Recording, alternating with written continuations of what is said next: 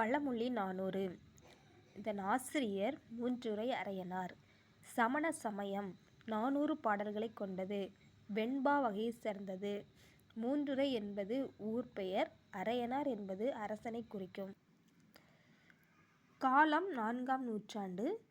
பழமொழி என்ற சொல் முதலில் அகநானூறில் வருகிறது.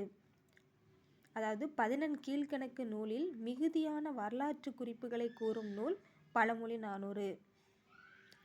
இதோட வேறு பெயர்கள் என்னன்னா பழமொழி, முதுசொல்.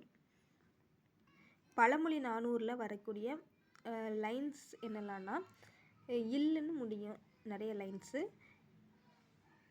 ஆற்றுணா வேண்டுவது இல், கற்றவனுக்கு கட்டுச்சோறு வேண்டா, அருமோ நரி நக்கிற்று என்று கடல், கற்றலின் கேட்டலே நன்று, திங்களை நாய் குரைத்தற்று, பாம்பறியும் பாம்பின் கால், முள்ளினால் முள் களையும் ஆறு, 1000 காக்கை கோர்க்கல், முறைக்கு மூப்பு இளமையில்.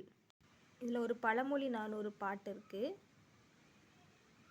ஆற்றவும் கற்றார் அறிவுடையார் அஃதுடையார், நாற்றிசையும் செல்லாத நாடில்லை, அந்நாடு வேற்று நாடு ஆகா தமவேயாம் ஆயினால், ஆற்றுணா வேண்டுவது இல். இதில் இந்த ஆற்றவும் அதோட மீனிங் என்னென்னா நிறைவாக, நாற்றிசைனா 4 திசைகள், தமவேயாம் தம்முடைய நாடுகள், ஆற்றுணா 6 + உணா, ஆறுங்கிறது வழி, உணானா உணவு. இதோட மீனிங் என்ன இருக்குது?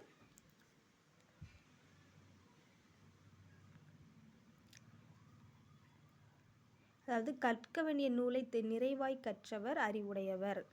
அவருக்கு எல்லா திசைகளிலும் அவருக்கு புகழ் இருக்கும். அவர் எந்த நாட்டுக்கு போனாலும் அவரை வரவேற்று உணவு அளிப்பாங்க, அவருக்கு உணவு அளிப்பாங்க. ஸோ கற்றவனுக்கு கட்டுச்சோறு வேண்டா என்பதை இதன் பொருளாக கொடுத்துருக்காங்க.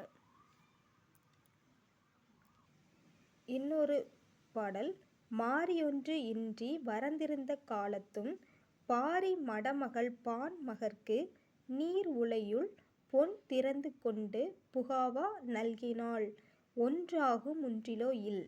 இல்லை மாரி அப்படின்னா மழை, வரந்திருந்த அப்படின்னா வறண்டிருந்த, புகாவா உணவாக, மடமகள் இளமகள், நல்கினாள் கொடுத்தாள், முன்றில் வீட்டோட முன் இடம், அதாவது திண்ணை அப்படின்னு சொல்லுவோம். இதில் இதை வீட்டை குறிக்கிறது.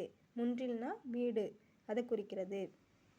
இந்த பாட்டோட மீனிங் அதாவது மழை இல்லாமல் அந்த ஊர் வறண்டிருந்த காலத்திலும் பாரியோட மகளிரான அங்கவை சங்கவை 2 பேரிடம் பாணர்கள் இறந்து நின்றார்கள்.